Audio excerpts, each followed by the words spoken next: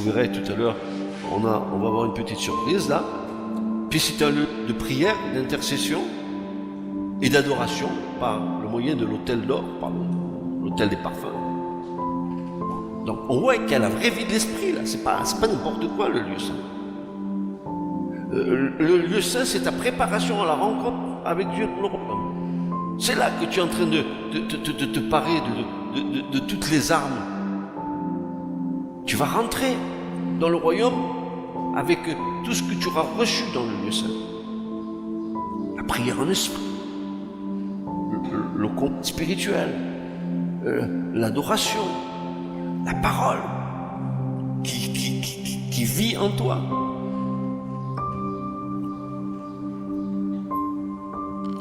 Vous vous rappelez quand Jésus a dit « Je suis la lumière du monde ». Pourquoi il dit ça? Parce que Jésus, il est en train de nous dire, quand Dieu dit que la lumière soit et la lumière fut, quand Dieu l'a prononcé, qui est la lumière qui est venue, d'après vous? C'est Christ. Puisqu'ensuite on voit l'Esprit de Dieu qui commence à travailler. Je suis la lumière du monde. Pourquoi va-t-il dire ça? Parce qu'il est au départ de la création. Il dira, il aurait pu nous dire, je suis la lumière de l'univers. Non, il peut nous parler à notre dimension, le plan terrestre. En fait, il est la lumière de l'univers. Donc, le chandelier est un élément particulièrement précieux du lieu saint, qui est un lieu de lumière, un lieu de nourriture avec les pains de la table, un lieu de prière, d'intercession et d'adoration par l'autel d'or. C'est dans ce lieu qu'il y a la vraie vie du Saint-Esprit.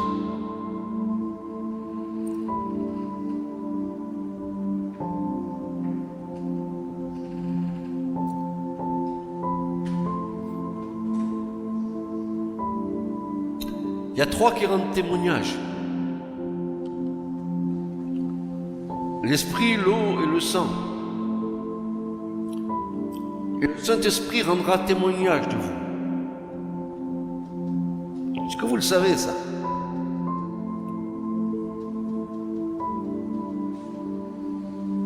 Christ vit en moi. Ainsi, dans le lieu saint, rien ne doit manquer. Ni le blé, c'est-à-dire les éléments pour faire les pains de présentation, ni l'huile pour le chandelier, ni le vin nouveau pour les libations. Ça, on l'a oublié. Le vin nouveau pour les libations. N'est-ce pas ce que Dieu veut donner aujourd'hui à son peuple?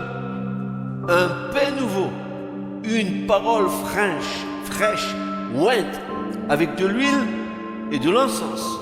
Une huile pure, c'est-à-dire une onction nouvelle qui vient directement du lieu saint, afin que le témoignage puissant de l'Esprit Saint soit transmis par les chandeliers que nous sommes, et un vin nouveau, une joie nouvelle pour le peuple de Dieu, pour que celui-ci puisse se réjouir devant la face de Dieu.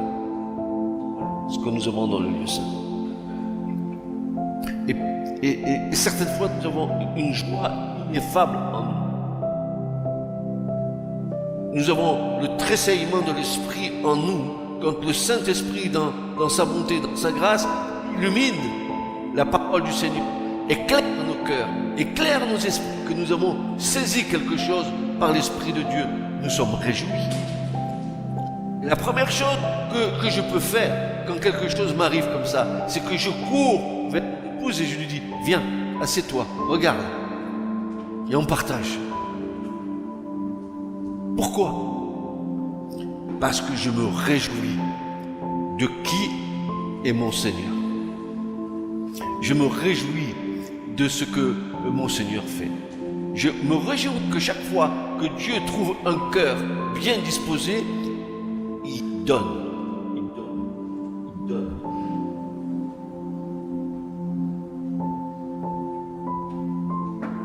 Frappez et on vous ouvrira. demandez et vous recevrez. C'est simple.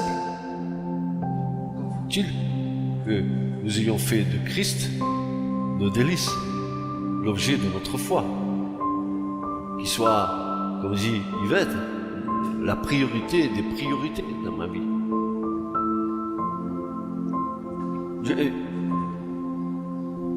Et à un moment donné, l'apôtre dira, je ne regarde pas comme une proie à arracher ce que je suis. Ce n'est plus moi qui vis, c'est Christ qui vit en moi. Moi, je disparais et lui apparaît dans ma vie. C'est bien meilleur que moi.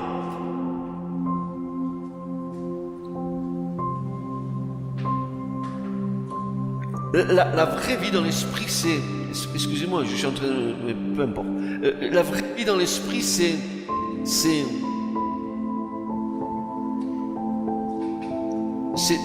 une intimité dans l'amour de la relation que nous avons avec Christ. C'est ça. Je ne saurais concevoir ma vie sans cette relation. Et je peux vous garantir que vous pourriez tous avoir les mêmes choses si vous aviez tous ce désir de vous donner totalement à Christ. Vous savez, il y a des choses dans la vie que nous faisons qui nous prennent du temps et qui sont vaines. Nous fixons mal nos priorités. Et les priorités que nous fixons nous ravissent le temps que nous devons donner au Seigneur.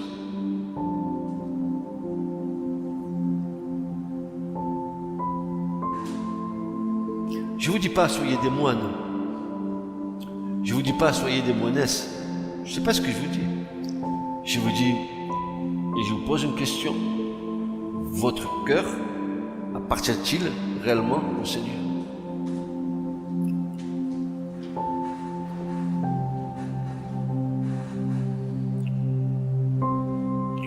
Un pain nouveau, une parole fraîche, ouette, avec de l'huile, une parole fraîche, ouette, avec de l'huile. La parole est l'esprit, et l'esprit est la parole, et la parole est esprit, et l'esprit est la parole.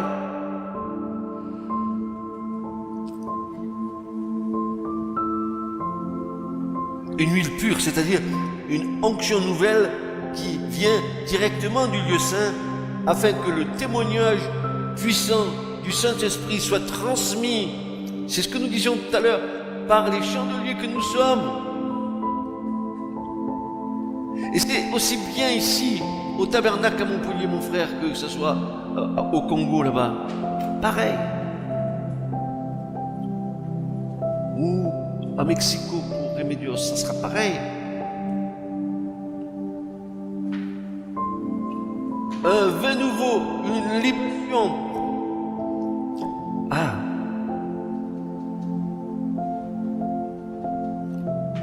La joie. Vous connaissez ce cantique qui dit « La joie du Seigneur, elle est ma force. La joie du Seigneur, elle est ma force. La joie du Seigneur, elle est ma force. Ma force est dans la joie du Seigneur. Si tu veux cette joie, il te faut. »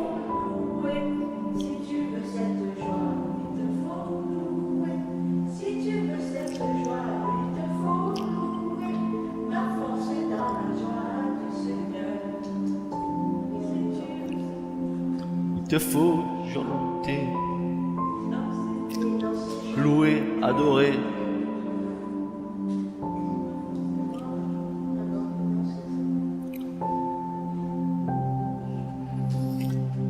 Quant à l'huile d'olive pure, broyée, c'est-à-dire concassée, passée au mortier, est meilleure que celle des olives foulées, nous amène à penser à Gethsemane, pressoir à huile, dans le jardin des Oliviers, là où Christ a été vraiment broyé de toutes parts, étant dans l'angoisse du combat, ayant ou de sang sur son front, il a été complètement broyé à cet endroit de son chemin qui le menait à la croix.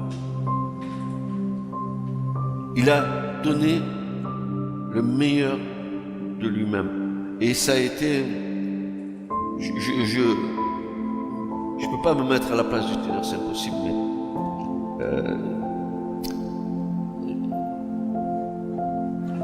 un ange est venu le fortifier parce que des grumeaux de sang sortaient de son front.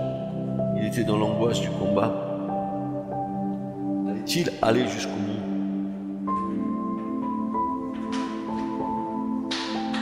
Mais il dira cette chose extraordinaire: non pas ma volonté, mais ta volonté. Est-ce que tu es prêt de dire ça, toi? Non pas ma volonté. Parce que souvent, on prend la volonté de Dieu pour notre propre volonté. On dit, ah, c'est la volonté de Dieu.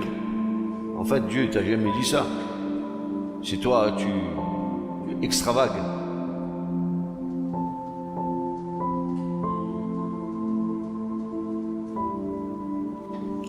Peut-être aussi, est-ce un temps que Dieu nous réserve pour que de l'huile sainte et pure puisse sortir de nos vies.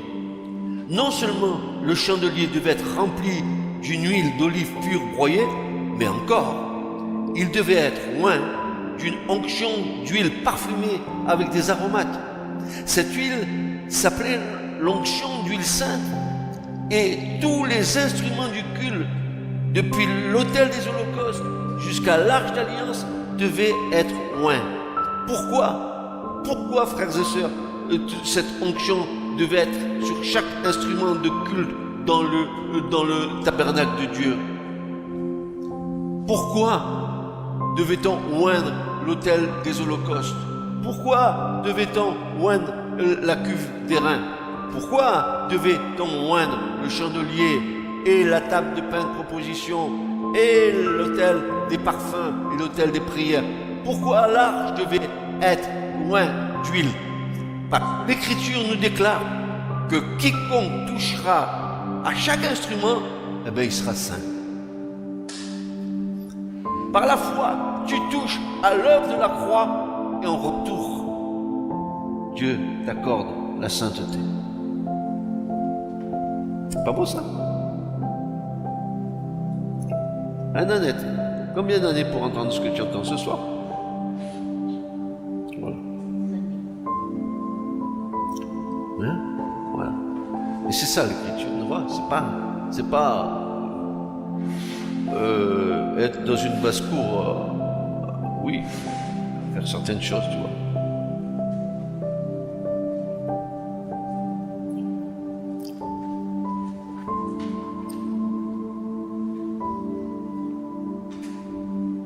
Quiconque Exode. Il faut que je vous montre quelque chose.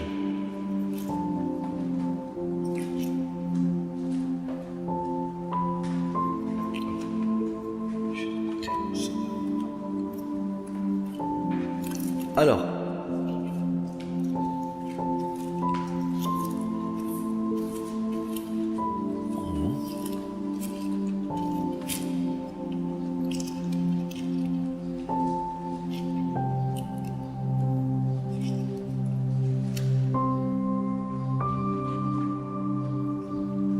Exode 29, versets 36 à 37, regardez ce qu'il est dit. Tu offriras comme sacrifice pour le péché chaque jour un jeune taureau pour faire propitiation, et tu purifieras l'autel en faisant propitiation pour lui, et tu l'oindras pour le sanctifier. Pendant 7 jours, tu feras propitiation pour l'autel et tu le sanctifieras. Et l'autel sera une chose très sainte. Et dans l'hébreu, il y a une formulation ici qui parle, pour ceux qui connaissent l'hébreu, c'est Kadosh, Kadoshim.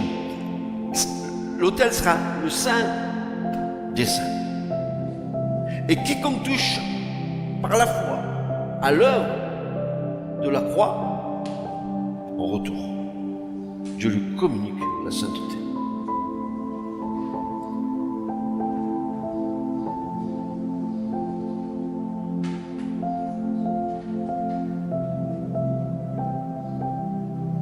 On a mis sur une chose très sainte, mais c'était bien mieux de pouvoir dire Saint des Saints. Quand on parle du Saint des Saints, on parle du lieu très saint. Mais chaque instrument de culte dans le tabernacle était d'abord purifié avec le sang. On trouvera ça dans Exode, en fin d'Exode, Exode 49, où Moïse va placer tous les instruments de culte comme Dieu lui avait dit à telle et telle position, et ensuite il va oindre, asperger de sang les instruments du culte, et il va les oindre d'huile. Ça ne nous parle pas, ça. Mais pour servir le Seigneur, ne faut-il pas que nous soyons purifiés par le sang de Jésus et oints de l'Esprit de Dieu?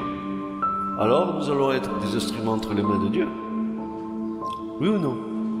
Ben voilà, c'est ce que nous enseigne le tabernacle. Mais est-ce nouveau par rapport à l'évangile? Mais pas du tout, c'est pareil. L'évangile dit la même chose. Donc, quiconque, d'abord c'est une chose très sainte, je dis, et quiconque touche à l'autel sera saint. On rappelle que dans l'Ancien Testament, il y a eu des moments où certains sont allés toucher, prendre les cornes de l'autel, pour pas qu'on les... Ils savaient pourquoi ils faisaient ça.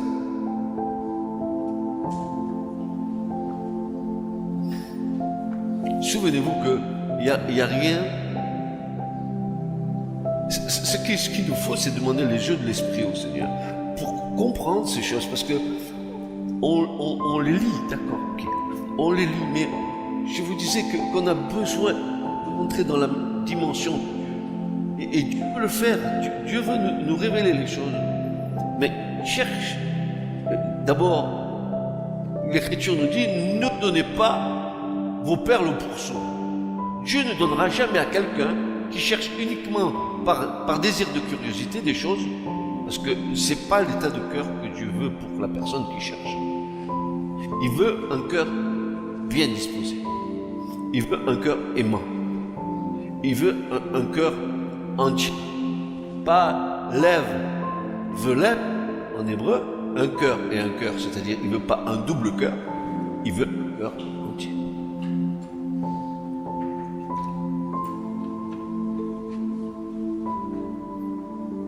Et là où est l'onction, doit aussi se trouver le parfum, car les aromates y sont incorporés.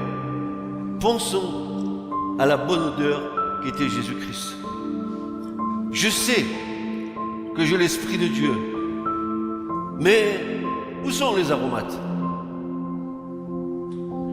Où est la saveur qui devrait être la mienne si ma vie n'exhale aucun parfum? Si ce que je prétends être, en fait, tu te donnes une image de toi qui n'est pas une réalité. Parce que celui qui est en face de toi, s'il a vraiment du discernement, alors il comprendra que ce que tu es en train de lui dire n'est pas vrai. Parce qu'il faut que lui exhale la bonne odeur. Il faut qu'il y ait une saveur.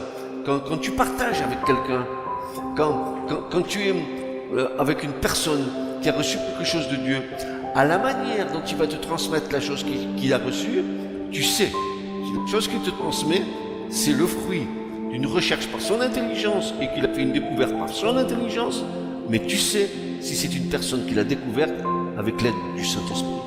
Alors, leur communication ne sera pas la même. Il y aura de la saveur, il y aura du goût dans ce que tu recevras, et tu sauras que ce que tu reçois est la vérité. Voilà. Il y avait deux sages en Israël. Il y en avait un qui s'appelait Hillel et l'autre qui s'appelait Shammai du temps du Christ. Et c'est Jésus qui les a enseignés à l'âge de 12 ans sous le portique dans le temple.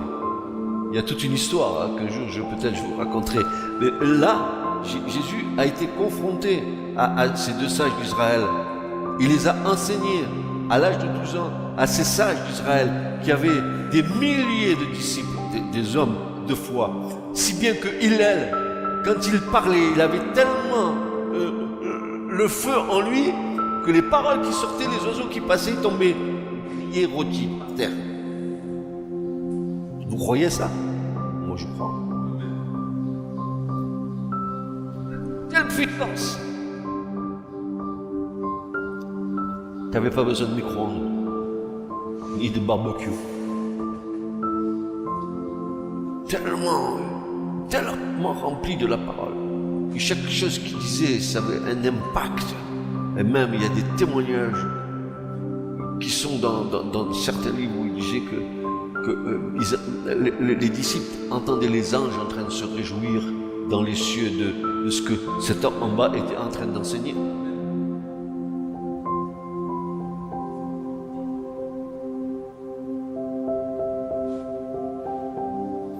Je sais que j'ai l'Esprit de Dieu, mais où sont les aromates? Où est la saveur qui devrait être la mienne si ma vie n'exhalte aucun parfum? Si les saints ne donnent pas la place à l'Esprit, ils n'auront pas de lumière divine. Dites Amen. Je répète, au cas où vous n'entendez pas, au cas où vous dormiez, je vous dis, les saints ne donnent pas la place. Si les saints ne donnent pas la place à l'Esprit, ils n'auront pas de lumière divine. Et c'est normal.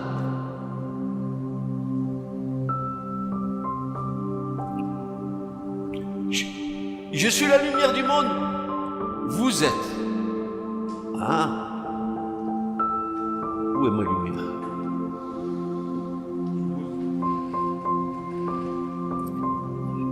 Où est ma saveur? Dans les choses que je dis concernant le Christ.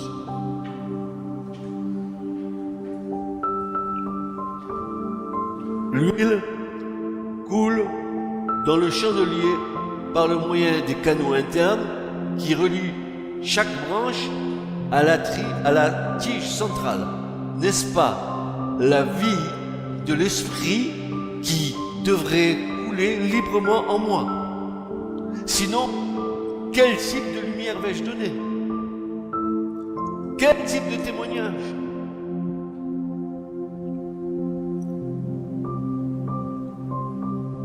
Non, pas de LED. Pas de lumière LED. Économique. Si nos canaux sont obstrués, alors toute plante, toute racine d'amertume, toute racine de jalousie, toute racine de cupidité, et là, excusez-moi, la cupidité qui est une idolâtrie, je mets le beau mot, avarice, dans les cœurs. Parce que nous devons redonner à Dieu ce que Dieu nous donne. N'est-ce pas? Et encore, il y a plus de bonheur à donner qu'à recevoir, nous dit l'Écriture. Mais on n'en parle pas beaucoup de cet esprit de cupidité. On n'est pas comme la veuve qui mettait sa dernière pite dans le trésor du temple. Elle donnait de son nécessaire, c'était fini, elle n'avait plus rien, mais elle le donnait pour Dieu. À cause de ça, Dieu l'a béni. Non, je ne donne pas parce que je ne sais pas comment je finis à la fin du mois.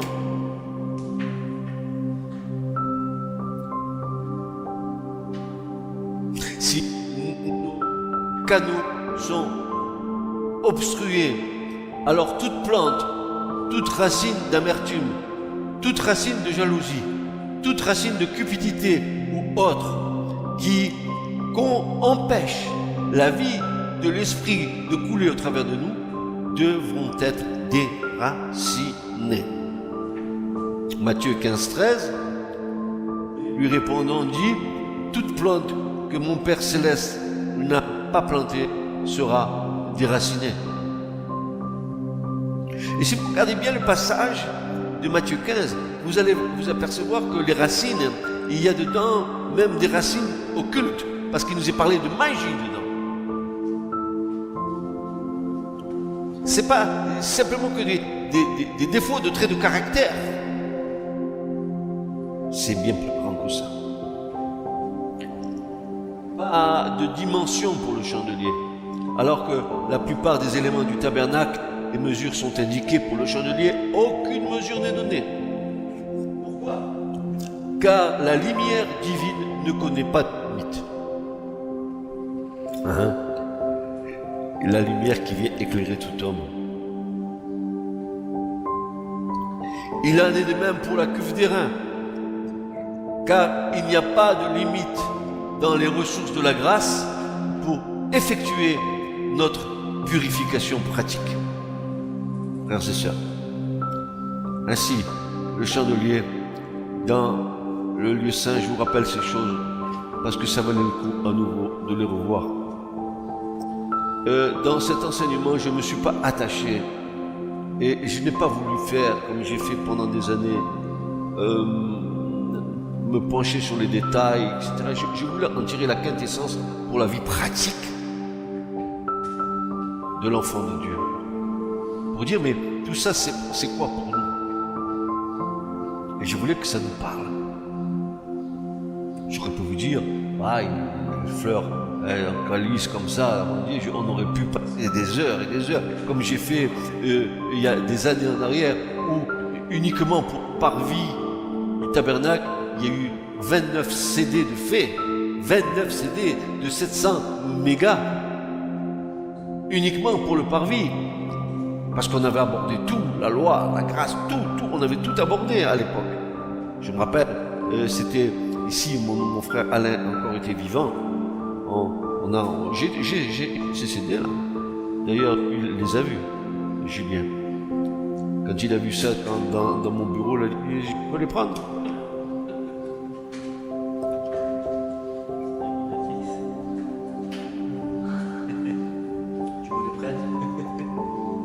J'ai pas l'habitude de prêter les choses parce que c'est des choses qui sont comme un héritage, quoi. Qu'après, que ce soit, si je les prête trop, c'est rayé, c'est tout. Après, pour les refaire, c'est des trésors, voilà, souvent. Bien, alors maintenant, on va passer à la table de pain de proposition. Et là, attention, la petite, elle met le truc dans la bouche. Elle est en train de sucer le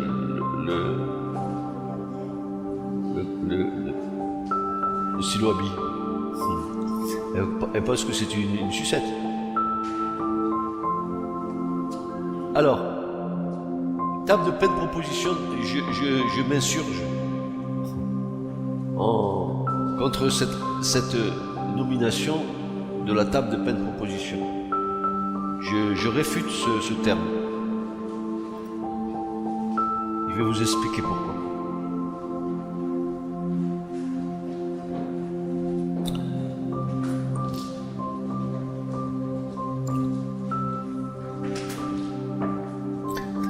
La première fois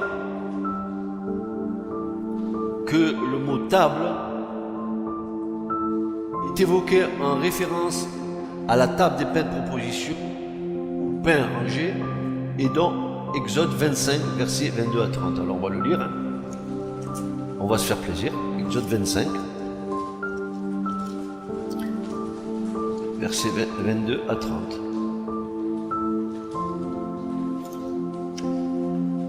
23 à 30 secondes.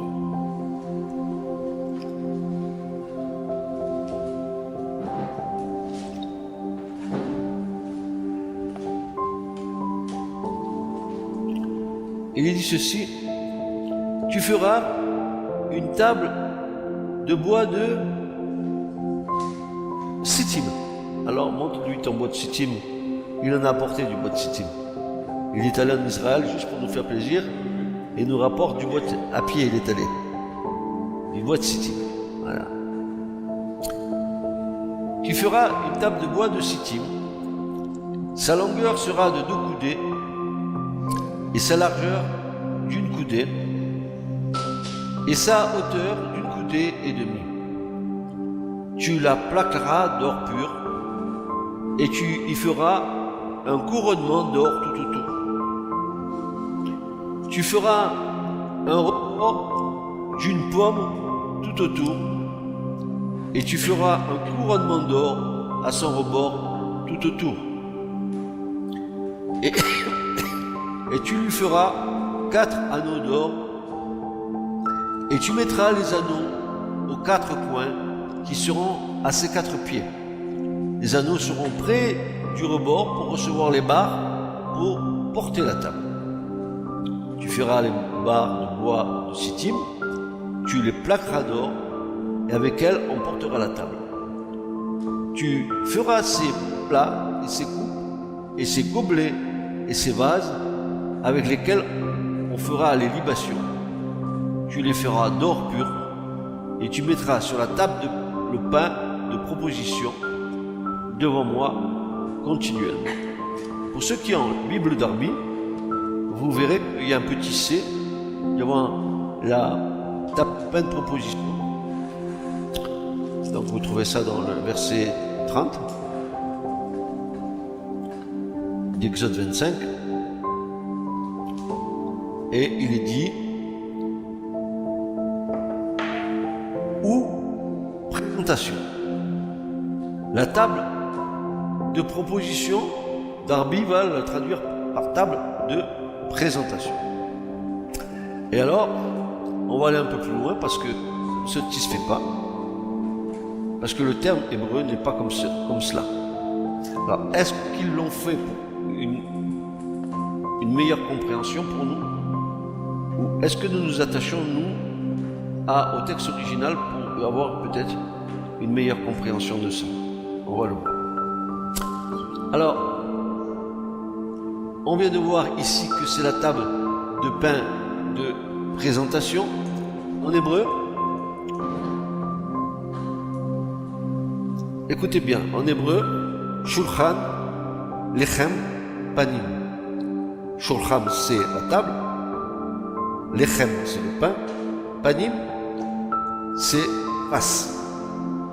Les choses extraordinaires. Vous allez voir déjà comme c'est déjà très intéressant. C'est que le mot panim en hébreu, la terminaison im, c'est un pluriel. Donc, on pourrait dire la table des pains des faces. Or, chose assez extraordinaire, ce mot qui est au pluriel, on l'emploie uniquement qu'au singulier. Allez chercher. Pourquoi que c'est comme ça? Le mot est pluriel, mais quand il est traduit, il est toujours traduit en hébreu au singulier. Et ça me parle. La table de pain devant des faces. Donc, la table de pain de proposition, il y a les pains qui sont présentés. La table des pains des faces. Quelle face?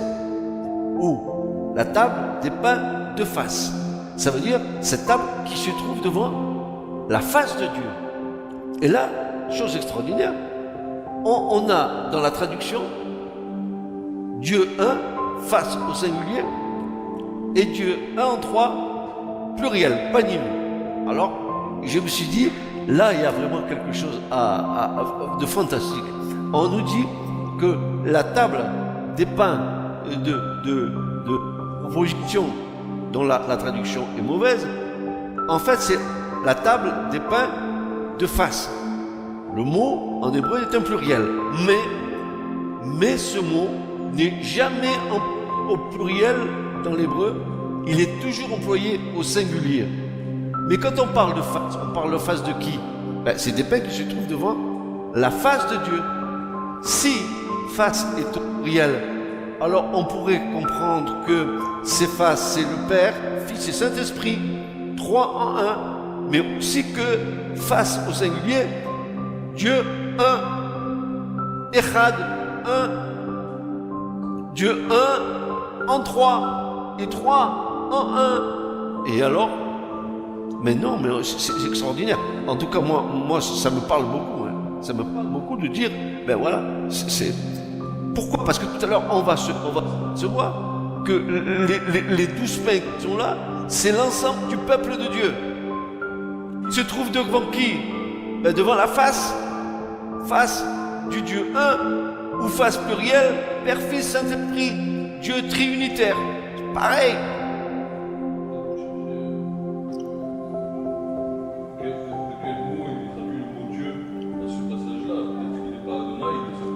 Mais il n'y a pas, il n'est pas question de Dieu, il est question de face. Il n'est pas question. Quand Moïse va dire à Dieu,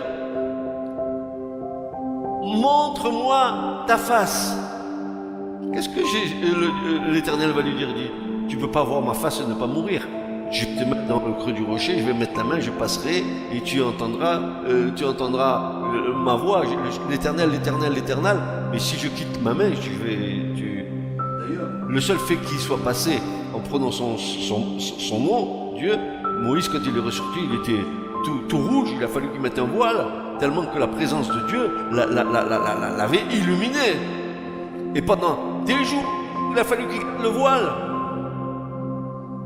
Tu ne ressors pas indemne. L'homme dans sa nature humaine, si boit Dieu, ne peut pas ressortir indemne, c'est impossible. Et la grâce de Dieu, c'est que je mets ma main, Moïse, tu es mon ami, je ne veux pas te détruire. Mais tu entendras, je te ferai voir, je ferai passer ma gloire devant toi. Mais tu ne me verras pas parce qu'on ne peut pas me voir et ne pas mourir. Mais il a vu la gloire, il en est sorti illuminé. Ben, il en est sorti transfiguré, comme Jésus, sur le mont Tabor. Pareil. Quand Jésus a été transfiguré sur le mont Tabor en présence des disciples, qu'est-ce qu'ils ont vu? Ils n'ont plus vu le même Jésus. Ils ont vu quelqu'un avec des cheveux blancs comme le foulon. Ils ont vu des yeux remplis de feu. Ils ont vu Dieu. Et c'est pour ça que nous avons été témoins oculaires. Nous avons vu ces choses. Et Jean dira, dans Jean 1, il va dire ce que nous avons vu, ce que nous avons entendu, ce que nous avons touché du verbe de vie. Nous vous l'annonçons.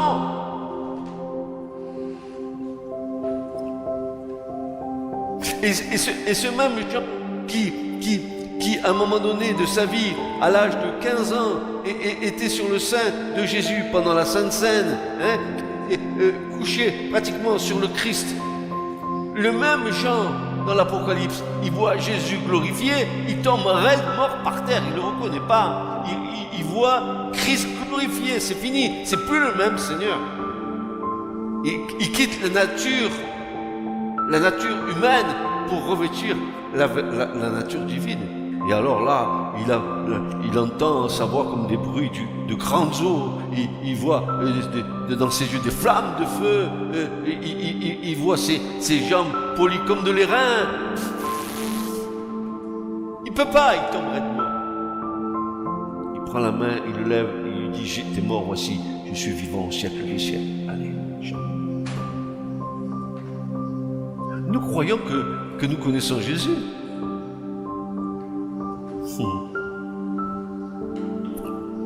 Nous croyons que nous connaissons Jésus.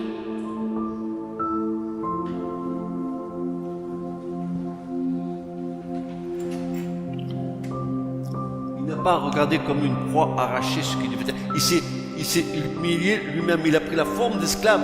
Il a quitté sa nature divine pour venir au milieu des hommes. Je bénis le Seigneur d'avoir fait ça, d'avoir montré à l'humanité ce qu'est le royaume de Dieu. Pardon, paix, délivrance, guérison, salut, amour, ce que le monde ne connaît pas.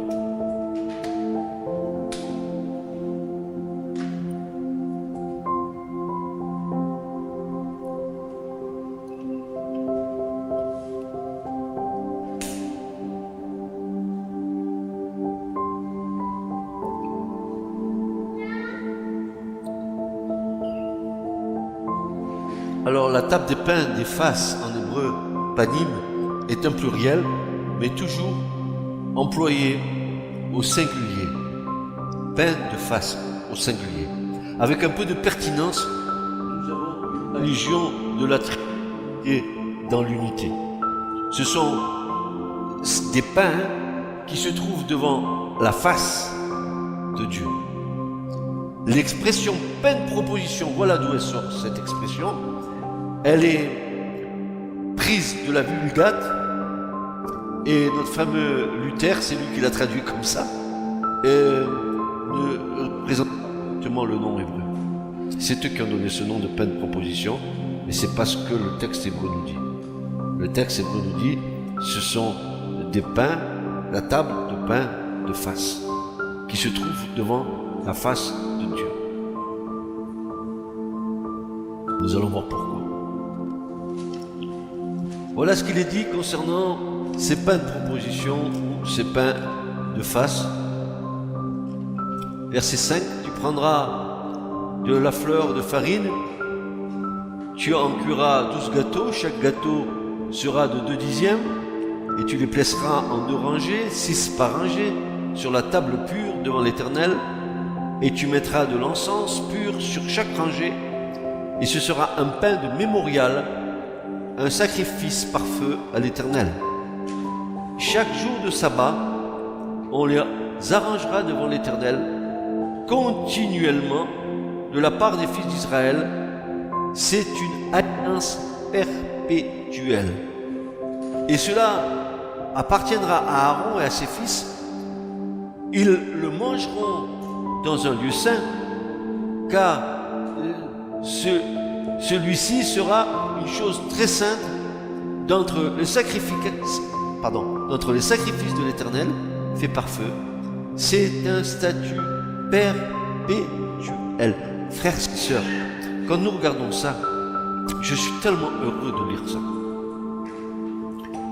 Les 12 pains qui représentent les 12 tribus d'Israël et prophétiquement qui représentent tout le peuple de Dieu, c'est une alliance perpétuelle pour l'éternité. Le peuple de Dieu est sur le cœur de Dieu. Comment est-il sur le cœur de Dieu, ce peuple? Eh bien, nous avons à la droite du Père Christ, souverain sacrificateur, de l'ordre de Melchisédek. Et sur sa poitrine, comme tout souverain sacrificateur, il a le pectoral de jugement où sont les 12 tribus d'Israël. Ça veut dire qu'aujourd'hui, en ce moment même, dans cette alliance perpétuelle, le peuple de Dieu demeure toujours sur le cœur de Dieu.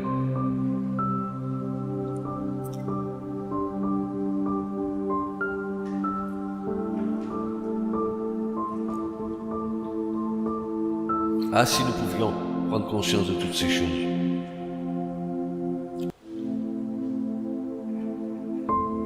Vous voyez pourquoi Jésus, il fait en sorte d'en sauver tout ce qui peut être sauvé. Il veut un peuple à la gloire de son nom. Et le nom du Seigneur est glorieux.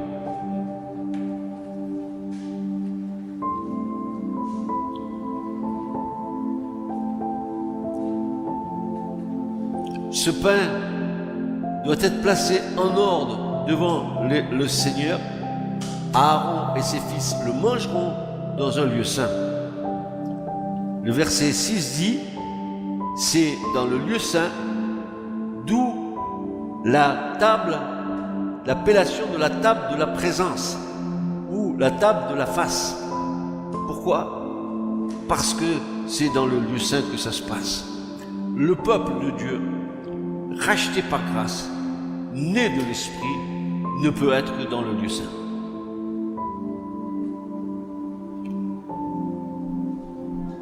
Amen. Ah là là là, ça ne nous fait pas sauter au plafond, ça. Mon Dieu, Seigneur.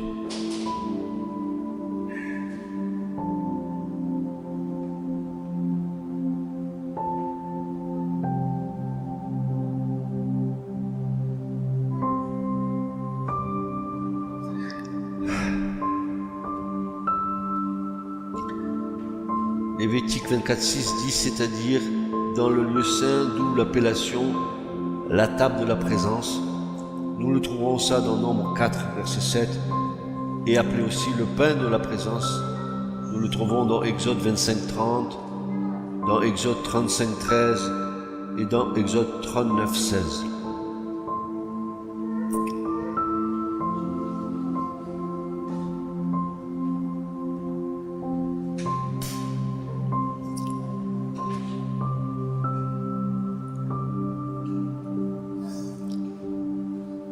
S'il vous plaît, ne soyez pas comme tous ces chrétiens qui te disent « Mais l'Ancien Testament, c'est passé, maintenant il n'y a que le Nouveau Testament. » Comme si Dieu, n'est-ce pas, la révélation de Dieu, elle était tronquée en deux. Dieu est un. Il ne peut pas avoir de Nouveau Testament sans l'Ancien. Et le Nouveau n'est que la finalité de l'Ancien. Les deux font un. Pourquoi on va dire, mais ça c'est archaïque. Mais ma foi, elle n'a jamais été aussi vivante que quand j'ai compris tout ça dans l'Ancien. Parce que alors que j'ai compris qui était Jésus.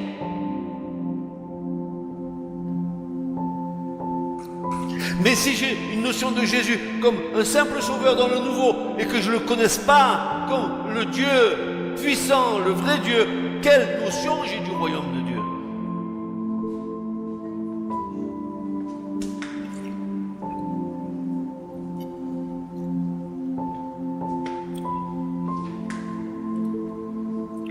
La majorité des chrétiens vous diront, mais le Lévitique, moi je ne lis jamais, je comprends rien.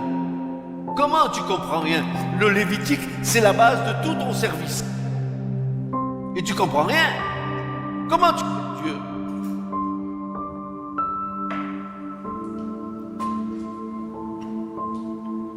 Soyez saints comme mon Père est saint.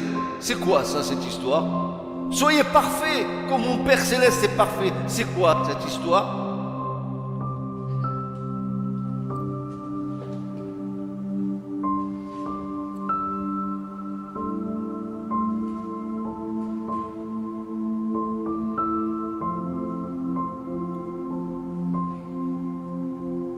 Et nous verrons que pour les pains de proposition, ou les pains de face, ou les pains de la présence, peu importe le terme qu'on va lui donner maintenant, on est bien au courant de ça, ils ont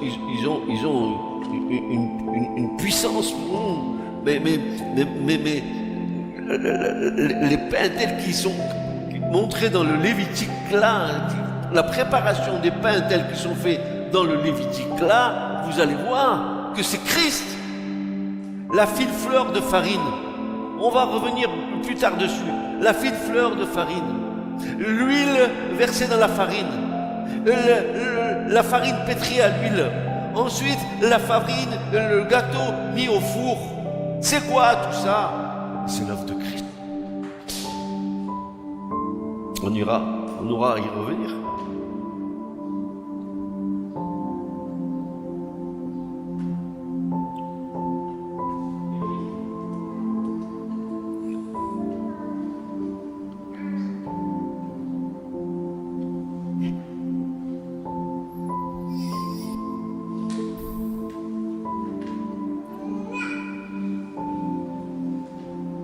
Premièrement, ces 12 pains représentent beaucoup de concepts spirituels. Une interprétation consiste en ce que les pains sans levain représentent chacun une des 12 tribus dans lesquelles nous tous, Israélites ou gentils, entrons dans le royaume de Dieu.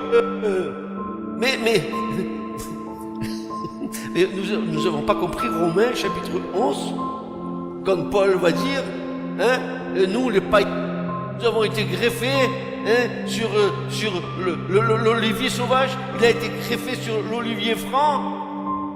C'est quoi cette histoire? C'est quoi cette histoire? Parce que nous sommes un seul peuple, juif et non juif. Quand le dernier païen sera rentré dans le plan du salut qu'il aura acquis le salut dans le Christ, alors, dit l'Écriture, le voile sera ôté et les deux feront un seul peuple. Il n'y aura plus de différence. Ils auront reconnu Israël, celui qu'ils ont percé, le Messie. Il y aura un peuple à la gloire de Dieu le Père. La table des pains de face. Les 12 pains qui font une unité, c'est Israël et nous, qui sommes présents devant la face de Dieu. Et rien, personne ne pourra briser cette unité. Personne.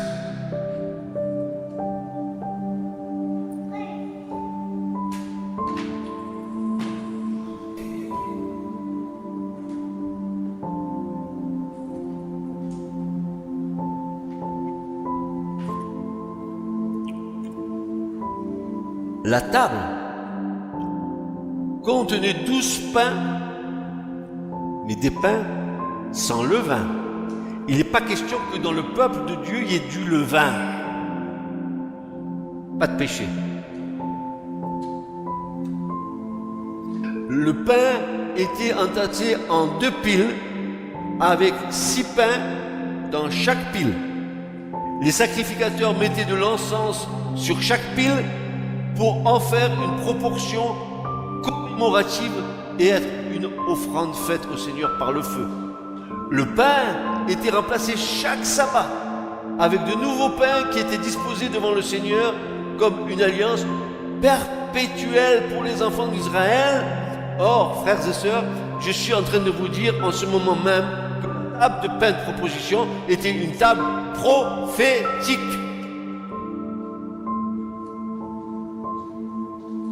Prophétique.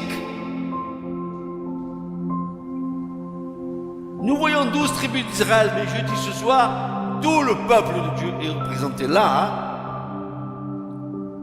Car ce tabernacle, qui était que l'image des choses à venir, devient une réalité dans le temple de Dieu en haut. J'ai dit, oh Francis, ton grand savoir te fait déraisonner. Tu es tombé sur la tête, mon frère.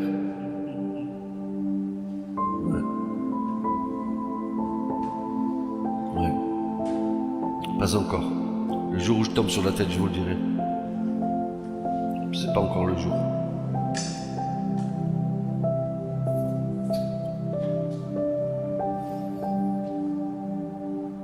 Le pain était remplacé chaque sabbat avec de nouveaux pains qui étaient disposés devant le Seigneur comme une alliance perpétuelle pour les enfants d'Israël.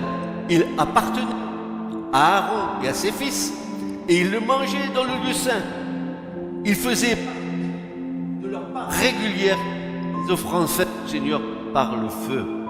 Les 12 pains représentaient un don provenant des 12 tribus d'Israël par lesquels le monde entier entre dans le royaume de Dieu. Cela signifiait le fait que Dieu soutient son peuple et nous y sommes tous amenés au travers de l'une des 12 tribus. Benjamin, je sais pas moi. Et toi, tu sais, Judas. Et toi, tu sais, Ruben. Et toi, tu sais, Zabulon. Et toi, tu sais,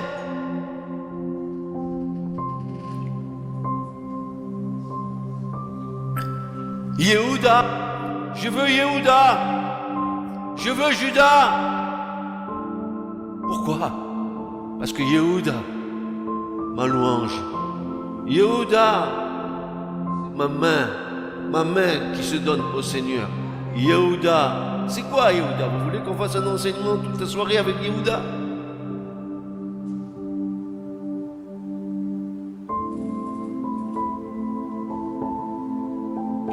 Et dans le mot Yehuda, écoutez-moi bien, il y a le mot de Yah. Et le mot de Yah, c'est Dieu. Et il nous est dit, frères et sœurs, dans Hébreu, il est notoire que Jésus ne soit pas sorti, n'est-ce pas, de la tribu de Lévite, au sujet duquel, n'est-ce pas, rien n'a été dit concernant le Christ. mais Jésus est sorti, lui, de la tribu de Juda. Il devait avoir un sacerdoce différent que celui d'Aaron. Donc il aura le sacerdoce de Melchisédek. Melchi, Mler, mon roi, Sadik, mon roi de justice. C'est ce que ça veut dire. Jésus, roi de justice.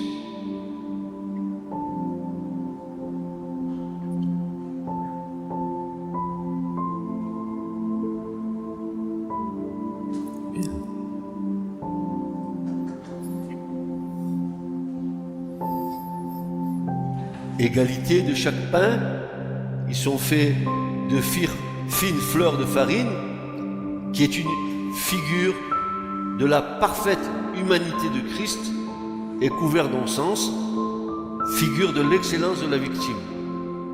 Par les croyants, pour les croyants, ils sont rendus agréables dans le bien-aimé. Les 12 pains étaient la nourriture des sacrificateurs. Il nous est dit que cela appartiendra à Aaron et à ses fils. Ils le mangeront dans le lieu saint. Il y avait, alors bien sûr, ceux qui appartiennent au Seigneur, il leur manque de rien.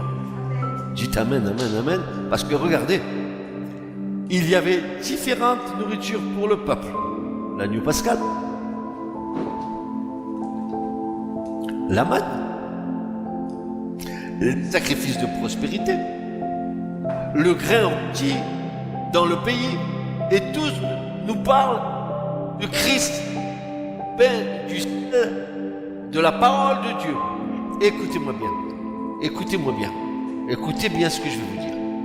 Le pain qui est dans le lieu saint, c'est un pain des hommes, fait par les hommes pour Dieu.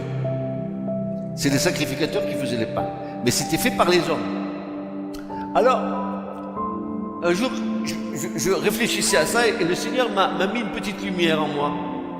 Il m'a dit ceci, tu vois, la nourriture qui est dans le lieu saint, quand c'est les hommes qui s'emparent de ma parole pour donner une interprétation à ma parole, ça sera une nourriture de l'homme pour l'homme.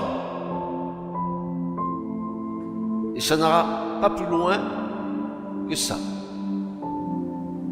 Mais moi, je vais vous donner une nourriture qui ne vient pas de l'homme.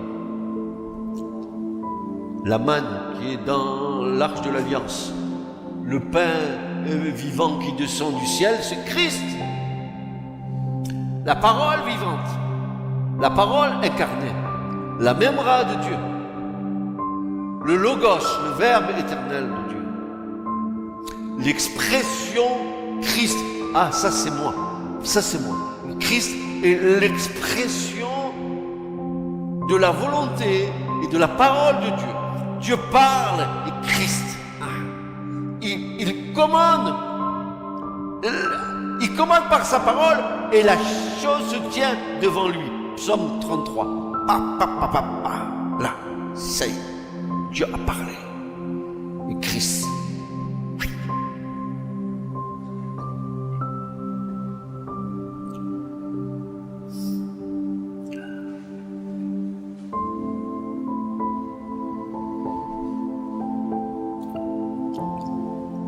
Un jour, quand on aura un peu plus de temps, c'est pas qu'on n'a pas le temps, mais quand il y a trop de choses, tellement de choses. Mais peut-être que je referai un soir pour vous montrer, pour essayer de partager plutôt avec vous, pas pour vous montrer, parce que certains le savent, je l'ai déjà fait ici, mais j'aimerais le refaire, de vous montrer où se situe Christ au moment où l'Écriture nous déclare au commencement. Dieu créa les cieux et la terre, et nous avons où est Christ là, dans ce verset. Tu le vois pas? Il y est.